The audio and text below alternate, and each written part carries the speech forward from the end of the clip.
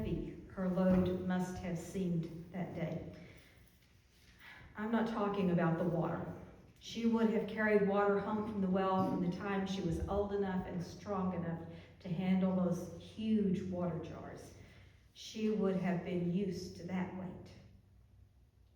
No, I'm talking about the burden of her life. This is a woman who lives in a time and place where women are little more than property. A time and place when a woman needs a man and a man's power to have a chance to even survive. And this is a woman who has had 5 husbands, and they are all gone. We aren't told what happened to them, and we're sometimes led to believe that this woman was, well, some kind of gold digger, always trading up for a better match.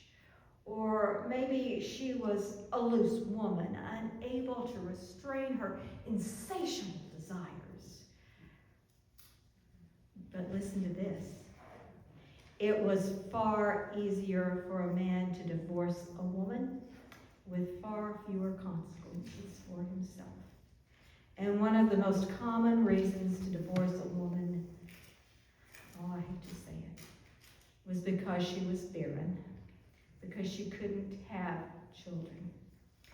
And this woman seems to be utterly alone. If she had had children, she would have sent them to the well rather than coming herself. And so in a time and place where having a son to inherit the father's goods was of the utmost importance, she would have been considered defective, a failure at her primary role. And maybe that's what happened to at least some of those husbands. Or maybe some of them died and she was left a widow. No matter how much she may have cared for her husband, no matter how much grief she may have felt for her loss, she would have been vulnerable without a man to take care of her and protect her interest in that time and place. So she would have needed to marry again as fast as she could. And maybe that's what happened to another one or two of those husbands. And now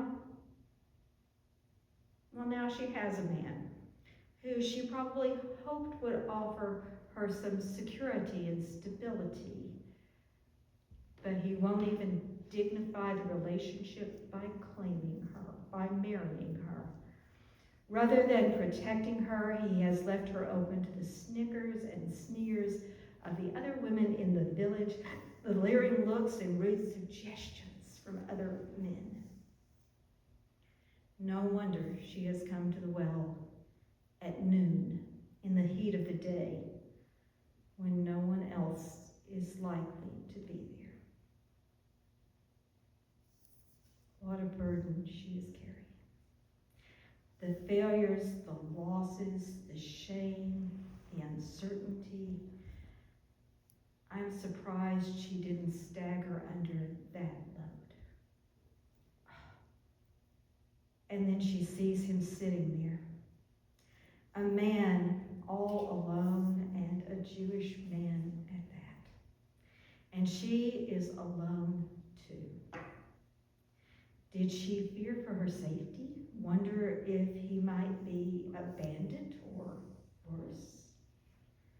Did she think about turning around and going back home to avoid an encounter with this stranger?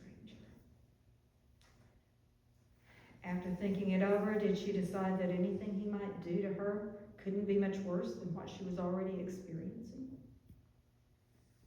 Maybe she just sighed, felt hopeless, resigned herself to one more humiliation, one more rejection at the hands of this Jewish stranger.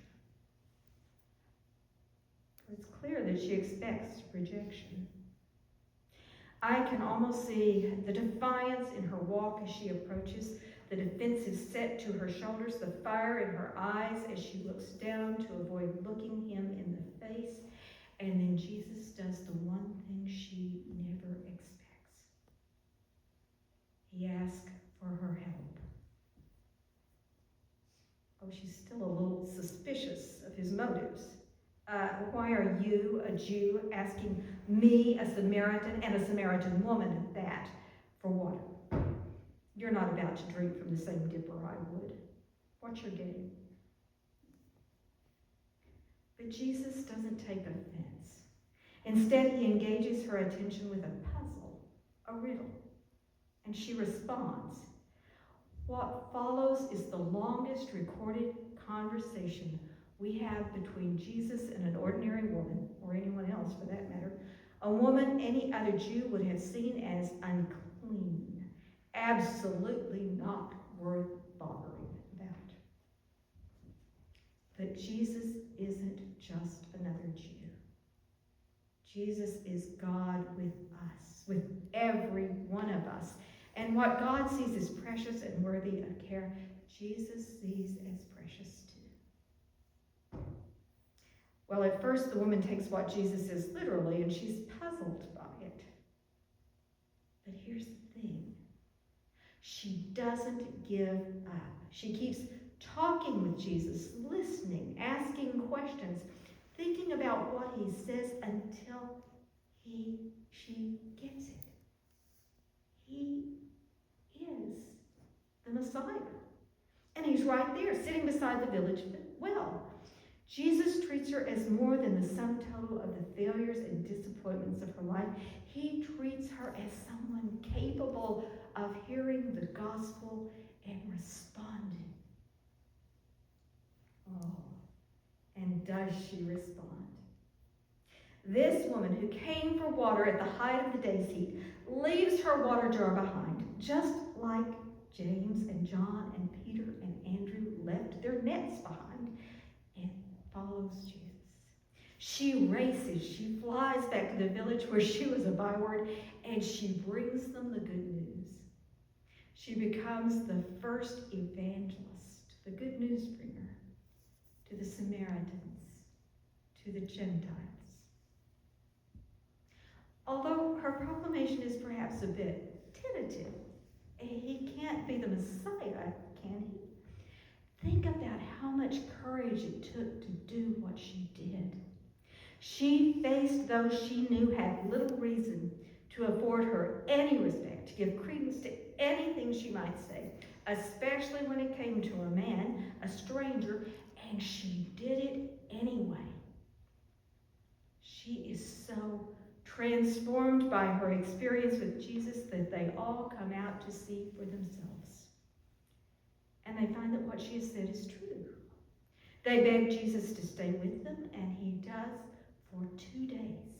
And many believe, not just because of what she said, but because of what they have experienced because of her testimony. Sometimes the good news, the gospel, comes from the person we would think least likely to be the one to proclaim it. Who would that be for you? You can be honest.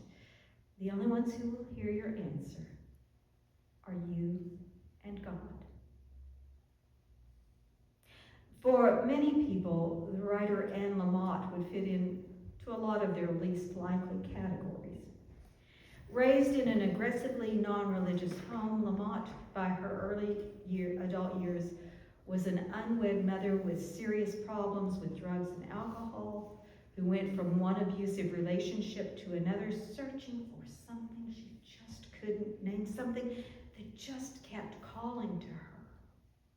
In one of her early books, Traveling Mercies, Lamott wrote, "My coming to faith did not start with a leap of faith, but rather a series of staggers from what seemed like one safe place to another. Like lily pads round and green, these places summoned me and held me up while I grew. Each prepared me for the next leaf on which I would land, and in this way I moved across the swamp of doubt and fear. When I look back at some of those resting places, I can see how flimsy and indirect a path they made. Yet each step brought me closer to the verdant pad of faith on which I somehow stay afloat today." She found one of those lily pads the day she stumbled into a minister's office and began pouring out her story with all its fear and doubt and self-loathing. Looking back, she says, I don't remember much of his response except that when I said I didn't think God could love me, he said, God has to love you. That's God's job. And when she asked him what it meant to be saved, he told her, I guess it's like discovering you're on the shelf of a pawn shop, dusty and forgotten and maybe not worth much. But Jesus comes and tells the pawnbroker, I'll take her place on the shelf. Let her go outside again. Let her go outside again. Let her go free from being defined solely by the losses and disappointments and failures of her life. Let her be a person and not a thing again. Today, Lamont writes openly and honestly about her continuing struggle to live according to the teachings of Jesus, however imperfectly, and why she finds meaning in that struggle.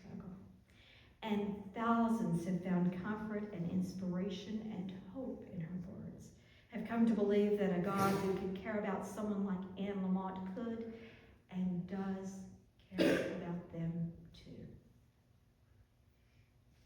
A few minutes ago, I asked you to think about the person you would think of as the one least likely to be an evangelist, to be someone who brings God's good news.